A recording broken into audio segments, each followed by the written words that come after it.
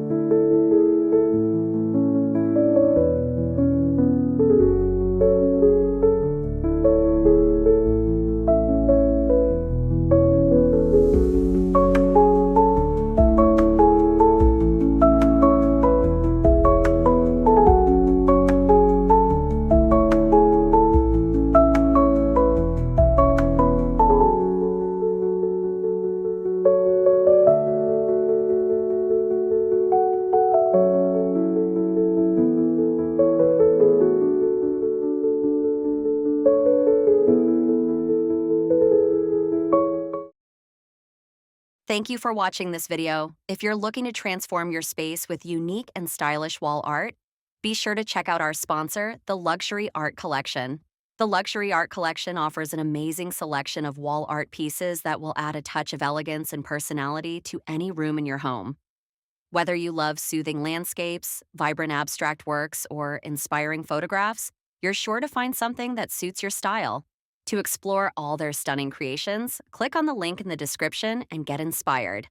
Don't forget to subscribe, like this video, and leave a comment below letting me know which wall art piece you love the most. Thanks again, and I'll see you soon in the next video.